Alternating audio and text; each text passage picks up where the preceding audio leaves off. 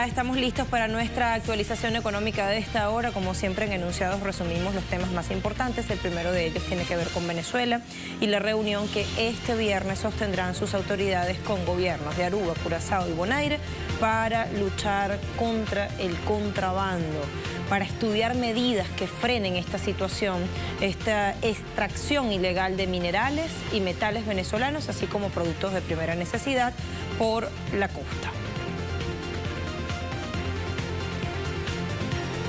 Ola de protestas y paralizaciones en Grecia por el último paquete de medidas impuesto por la cuadriga que será discutido por el Parlamento este viernes y votado el día lunes.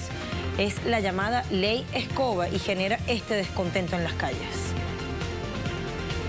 Expediente Paraguay en clave neoliberal, más rigidez, menos inversión social. ¿Qué está pasando con el presupuesto?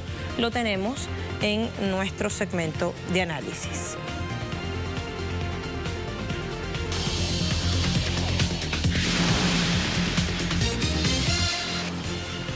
Venezuela acordó reunión con Aruba, Curazao y Bonaire para reducir contrabando. Según el ministro para Desarrollo Minero de Venezuela, Víctor Cano, el gobierno nacional acordó llevar a cabo una reunión de alto nivel el día viernes con las autoridades de estas tres islas mencionadas, luego de haberse visto obligados los integrantes del gobierno a suspender el tráfico aéreo y marítimo por el contrabando de minerales estratégicos como oro y diamante y de productos de primera necesidad. Mientras, autoridades de Aruba aseguran que han prohibido la compra no certificada de cobre venezolano. Curiosamente, en el caso de Aruba, esta no registró una gran actividad metalúrgica en 2016, pero exportó 5,94 millones de dólares en chatarra de cobre, que representaría esta cifra 6,9% de sus ventas al exterior.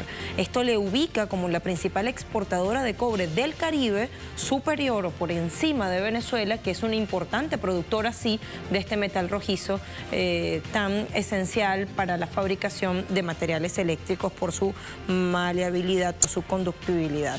Y bueno, para Aruba y Curazao no solamente las mafias contrabandean alimentos, cobre y oro y otros materiales estratégicos, también hay tráfico con seres humanos. Por ejemplo, se lee esa denuncia en la cuenta de nuestra enviada especial, Madeleine García.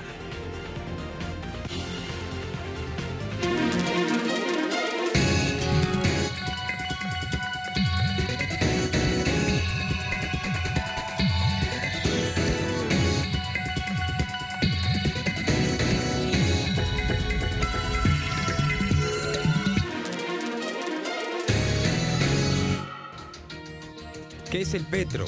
El Petro es la primera moneda digital venezolana creada por el Estado y que coloca al país en la vanguardia de las finanzas globales al estar respaldada en las principales riquezas de la nación, tales como petróleo, oro, gas y diamantes, a diferencia del resto de las criptomonedas. El Petro, como cualquier otra criptomoneda, también permitirá realizar transacciones financieras entre los países y personas sin que nadie pueda intervenirlas o manipularlas, por lo que el valor del Petro no estará definido por la especulación del mercado, sino por su relación con el precio internacional de las riquezas del país y que ya, según las autoridades venezolanas, tendrá un valor de un barril de petróleo y estará sustentado por 5.000 millones de toneladas de crudo, ubicadas en el bloque número 1 de la faja petrolífera del Orinoco.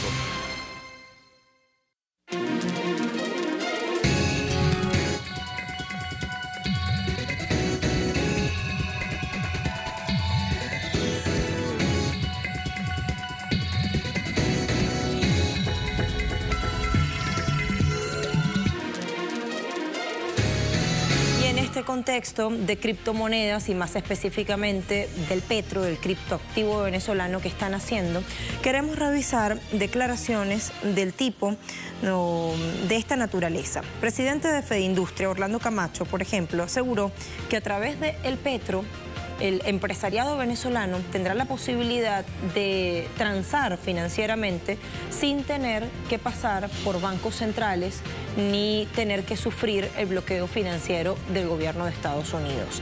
Es por esta razón que han hecho un llamado a depositar suficiente confianza en este criptoactivo naciente, porque consideran que será una herramienta fundamental para superar la adversidad económica, beneficiará al empresariado tanto público como privado, por ende, favorecerá a la economía nacional toda, así como el acceso a bienes y materias primas, decía.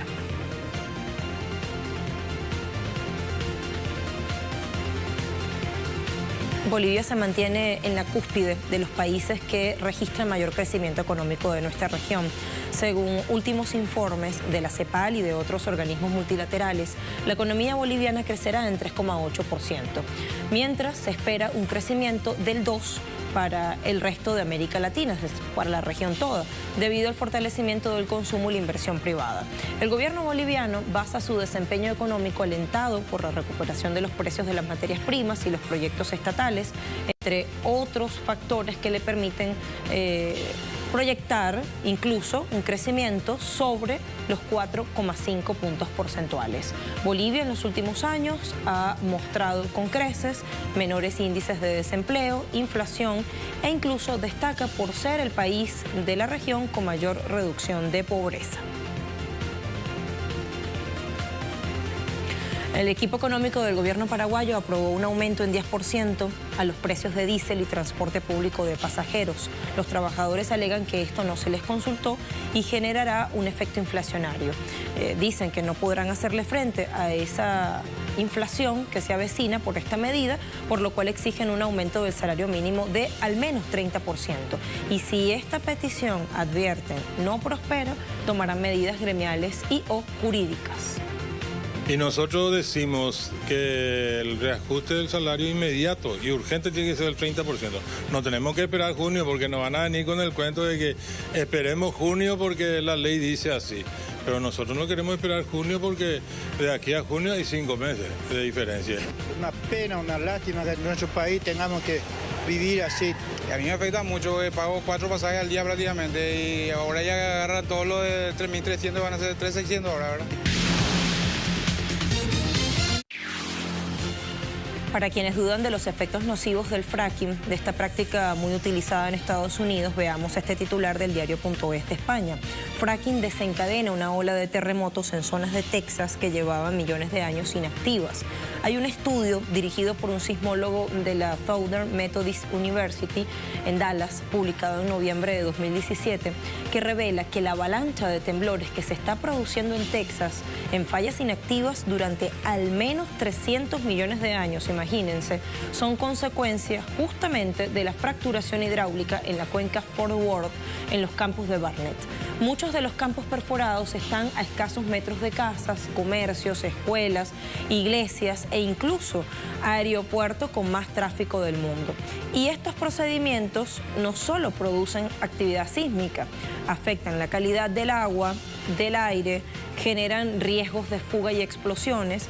Aún así, se han pedido en esta ciudad de no más de 1 millón de habitantes, exactamente de unos 800.000, más de 2.000 permisos para perforar en el área metropolitana. Varios se han concedido efectivamente y otros están en vías de tramitación, lo cual significa que esta situación no tendrá revés, al menos en lo inmediato, Interesante esta investigación que, como decíamos, ha sido dirigida por un sismólogo, por un experto en el área de una importante universidad de Dallas, la Southern Methodist University.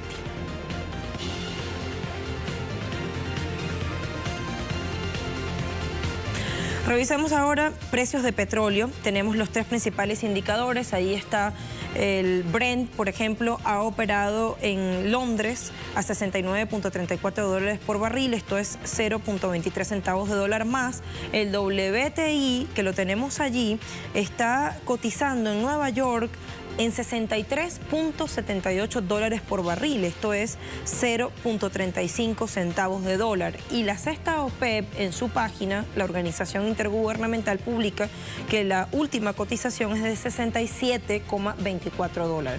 En el caso de los 3 referentes, hay alzas, hay incluso cifras récord que no se registraban desde que comenzó este extendido periodo de caída de los precios. Nos vamos a nuestra primera pausa en Impacto y a la vuelta revisamos algo que ya introducíamos ayer en nuestro programa, y es esa nueva ola de protestas, de paros y movilizaciones que se está generando en Grecia, justo la víspera de discutirse la llamada Ley Escoba. Lo ampliamos a la vuelta.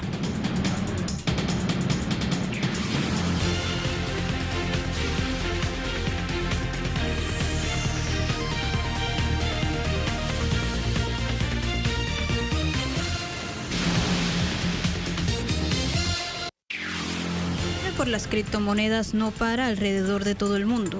Es el caso del Dogecoin, una criptomoneda alternativa al Bitcoin que bate récords en el mercado, al alcanzar el pasado domingo una capitalización bursátil de $2.000 millones. Este hito viene seguido de otro momento histórico para la moneda digital, cuando llegó a $1.000 millones por primera vez el día de Navidad.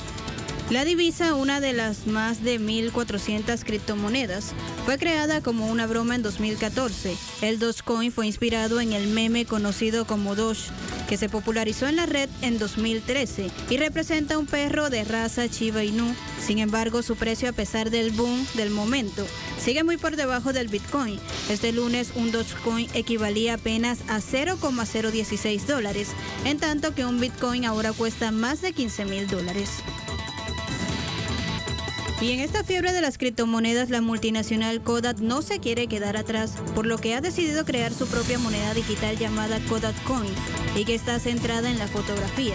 El objetivo será entonces el de ayudar a los fotógrafos y agencias a tener mayor control en la gestión de derechos de imagen, algo para lo que también ha creado la plataforma Kodak One de gestión de derechos de imagen. Es decir, a través de Kodak One, los fotógrafos podrán registrar y licenciar sus fotografías, mientras Kodak Coins quedará para realizar todos los pagos por la venta de sus trabajos.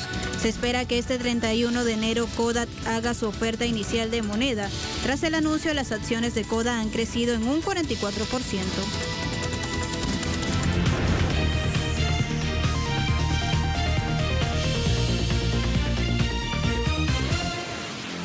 Macron sigue su periplo internacional inaugurado esta semana, como recordarán, en China. La parada actual del presidente francés es Italia. La víspera, Macron participó en la cumbre de países mediterráneos de Europa junto a su anfitrión Paolo Gentiloni y los mandatarios de España, Portugal, Grecia, Chipre y Malta, un encuentro que estuvo centrado en la crisis de refugiados y el crecimiento económico sostenible. Al parecer, el asunto que más concentra la atención de estas dos partes, es decir, Francia e Italia, es lograr un acuerdo de cooperación integral que sea muy similar al que alcanzaron Alemania y Francia en 1963, conocido como el Quirinal o Tratado del Elísio, que establecía reuniones y consultas semestrales en el caso de las delegaciones de alto nivel, es decir, presidentes, y trimestrales para los ministros de Relaciones Exteriores. El presidente francés es el promotor de esta idea, que no ha sido mal recibida por Gentiloni, tampoco por el presidente Sergio Mattarella.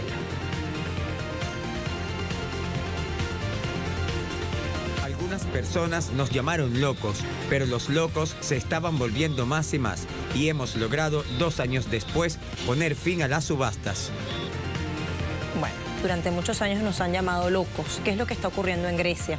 Este viernes el Parlamento debatirá la llamada Ley Escoba, que contiene el último paquete de medidas de ajustes pactadas con los acreedores antes de que finalice el programa de rescate en verano. En este contexto se espera una nueva sucesión de huelgas, de paralizaciones convocada por los sindicatos. Se espera un paro de 24 horas en Atenas, en el caso del transporte marítimo, metro, tranvía y trolebús para el día de mañana. Habrá prestación de servicio mínimo en los sectores salud y construcción. La discusión parlamentaria será este viernes, pero la votación de la ley de 400 artículos en total y de más de 1.300 páginas de imposiciones está pautada para el lunes, día en el cual habrá también una huelga de 3 horas en el caso del Sindicato de Servicios Públicos ADEDI y de los controladores aéreos, y de 2 será la paralización de jueces y fiscales. Por exigencia de la cuadriga, entre las medidas está el endurecimiento de las condiciones para convocar a huelgas. Justamente este punto es el de los más polémicos, porque para convocar a una huelga se requerirá de un quórum de 50% más 1 de los miembros activos del sindicato, en lugar del 20% que rige actualmente. Figura también instaurar un sistema electrónico para las ejecuciones hipotecarias que constituya, o que mejor dicho, que sustituya por completo desde fines de febrero a las subastas presenciales en tribunales, y de allí el testimonio que presentaba esta información, que fueron boicoteadas por plataformas antidesahucio y movimientos de la izquierda, cuyas protestas fueron tan multitudinarias y tan efectivas que llevaron a los notarios a cancelar prácticamente todas las convocatorias de subastas y desahucios. A medida que se aproxima la sexta y penúltima ronda de renegociación del TLCAN o NAFTA pautada para fines de este mes, crecen los rumores sobre la intención y amenaza también un poco de Donald Trump de anunciar su retiro definitivo del acuerdo de libre comercio suscrito en 1994 por los tres países. Según voceros canadienses consultados por agencias internacionales, la administración de Trump emprenderá esta vía del retiro unilateral del acuerdo casi al mismo tiempo que reinicien o retomen las partes este proceso de renegociación. A través de sus asesores, México ha comunicado que de darse este escenario, es decir, de que Trump emprenda en solitario este proceso de salirse, suspenderían las negociaciones.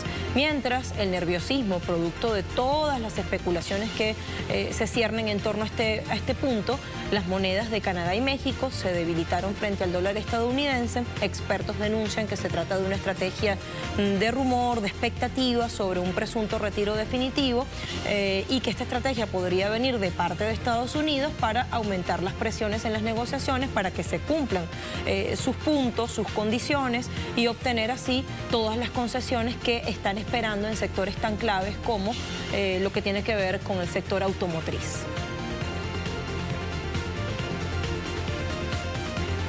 Si bien parece lugar común en estos últimos tiempos hablar del fin del dólar, hay toda una discusión muy compleja y distintas aristas al respecto. Lo cierto es que el comercio del petróleo en yuanes chinos está creando muchas expectativas y efectivamente podría en la práctica provocar cambios importantes en la economía mundial, muy en especial a partir de la aparición de los petroyuanes en la bolsa energética de Shanghái, prevista para comienzos de este año.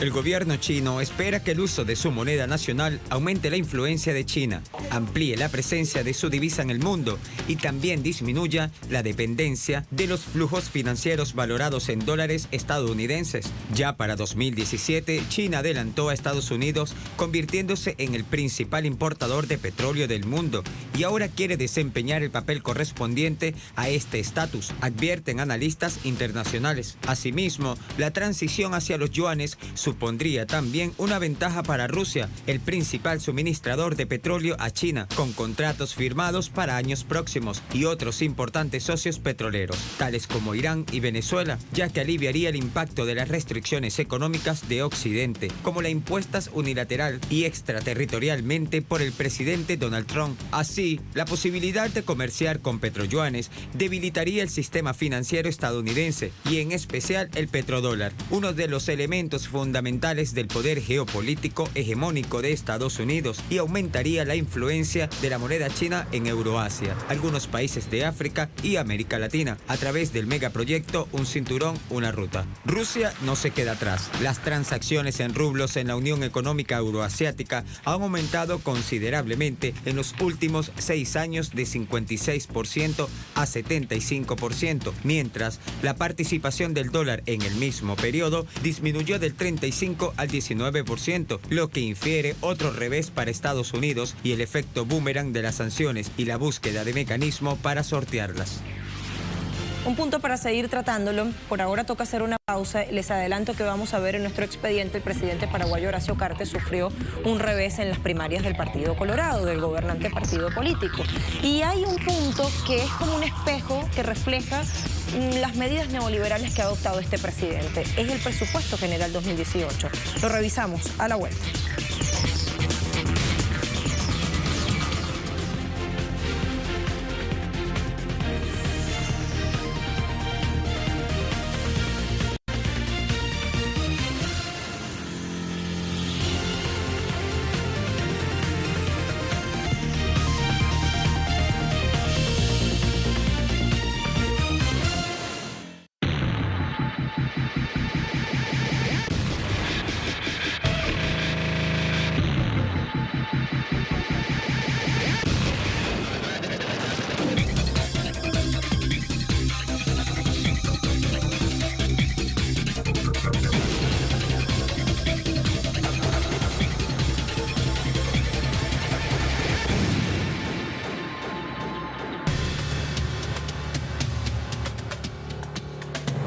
Empecemos a desarrollar por acá. Horacio Cartes, presidente paraguayo, sufrió un revés en las primarias del gobernante Partido Colorado en diciembre y su apoyo se debilita en la recta final de su mandato.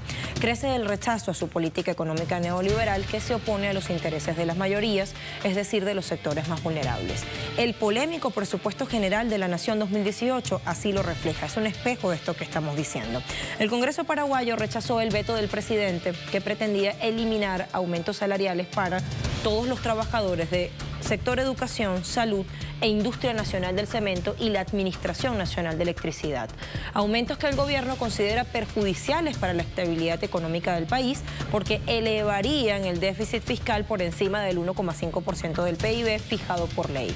Cartes alega que los presupuestos restan previsibilidad y confianza hacia la política fiscal, lo que podría traducirse en una reducción de la calificación de riesgo soberano. En respuesta, se generó toda una ola de movilizaciones de los gremios afectados que dicen: es impresionante cómo el argumento de los gobiernos neoliberales es siempre el mismo. Vamos a afectar a los trabajadores para reducir el déficit fiscal, para ajustar cuentas públicas desequilibradas. Con 44 votos, 3 más de los que necesitaba, la Cámara Baja paraguaya rechazó el veto parcial del Ejecutivo, como ya referíamos. La Cámara Alta, con los votos de los congresistas de oposición, secundó la decisión adoptada por los diputados y mantuvo esa última versión del Presupuesto General de la Nación 2018. Así quedó sin validez ese decreto emitido por el presidente Cartes. La primera versión del presupuesto paraguayo para este 2018, presentada por el gobierno, contemplaba un monto superior a los 73,07 billones de guaraníes, unos 13.045 millones de dólares, mientras que el documento actual eleva esa cantidad a 73,299 billones, unos 13.085 millones de dólares. Con el rechazo al veto presidencial se dio luz verde al incremento salarial del 30% en el sector salud. Los diputados también ratificaron los aumentos en las partidas para educación, un 4% más que el proyecto inicial. El aumento salarial de los profesores se ubicará en el 16%, 4 puntos más de lo pactado en un principio. En cuanto a las empresas públicas, los trabajadores de la Administración Nacional de Electricidad que ganen menos de 11,8 millones de guaraníes, unos 2.100 dólares, contemplarán en sus nóminas una subida de 600.000 guaraníes, equivalentes a 107 dólares, mientras que la industria nacional de cementos se beneficiará de un ajuste positivo del 12%. Hay otro dato que se desprende de esta pretensión del gobierno y que vale la pena que lo revisemos. Paraguay está entre los primeros 3 países de la región que menos invierten en programas sociales. Esto según estudios elaborados por la Comisión Económica para América Latina y el Caribe, CEPAL. Y el gobierno de Cartes parece estar ajeno o distante a esta realidad. Veamos por qué. Entre 2003 y 2004, el país tenía un promedio de inversión social pública de 129 dólares per cápita. En el 2013 aumentó a solo 305 dólares por habitante. En contraposición, el promedio en la región, de 374 dólares, pasó a ser de 969 en el mismo periodo señalado. Pese a esos números que reclaman aumentos presupuestarios, el gobierno se mantiene en el camino de recortes a la inversión y el gasto social. Mientras desde la Hacienda paraguaya se afirmaba que el gobierno no tenía dinero para invertir más en salud, la ministra Lea Jiménez otorgó aumentos a instituciones como el Jurado de Enjuiciamiento de Magistrados y el Tribunal de Justicia Electoral. De eso se trata el plan financiero que prepara el gobierno para el próximo mes de febrero, de favorecer a unos y perjudicar a otros. Desde el gobierno se habla de un manejo correcto, responsable y prudente de las finanzas públicas. ¿Pero a costa de qué?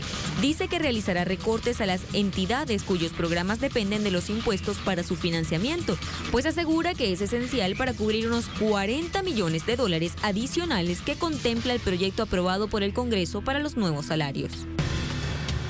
Bueno, ajeno o distante parece estar Cartes, no por no tener responsabilidad en el asunto en primera persona, sino por parecer que carezca de voluntad para resolver o para revertir esta situación que denuncian organismos como la CEPAL. En esa línea, ya el Ministerio de Hacienda asomó que se vienen recortes por alto déficit. es decir, comienza a trazarse la senda tradicional en estos casos. Página 12, medio argentino, reseñó recientemente: el gobierno de Paraguay anunció que restringirá o postergará la ejecución de políticas públicas programadas para este 2018, debido a que el presupuesto nacional aprobado por el Congreso prevé un déficit de 40 millones de dólares. La capacidad de solventar los compromisos asumidos desde el Estado está en un riesgo mayor, debido a que los gastos estarán por encima de los ingresos estimados. Así se titulaba esta información: recortes por alto déficit. Esta información se desprende de un comunicado del organismo gubernamental en el que además se dice que, considerando que 93% del presupuesto actual irá destinado a pago de salarios, intereses de deuda, pago de pensiones y jubilaciones, el margen para aplicación de topes en el plan financiero es muy limitado. Se elude las responsabilidades, expresando que si bien el presupuesto general debe reflejar el compromiso en la provisión de bienes y servicios públicos que el Estado asume con la sociedad toda, se debe ser responsable al momento de programar los gastos y que estos respondan a la capacidad real que se tiene de financiarlos. En un año de fuerte disputa electoral de cara a los comicios generales de abril, el gobierno de Cartes habla de un plan mucho más rígido. Habla de ajustar y, como se ve, lo será. Pero para los trabajadores públicos que siguen luchando por el respeto de sus derechos laborales y sociales, y para ese millón de paraguayos que engrosan el 28,86% de la tasa de pobreza y el 8,4% de desempleo, evidencia que el modelo paraguayo neoliberal apuesta por afianzar un patrón de crecimiento empobrecedor en el cual las políticas fiscales siguen actuando a favor de ellos, es decir, de beneficio para las élites, para unos sectores realmente minoritarios.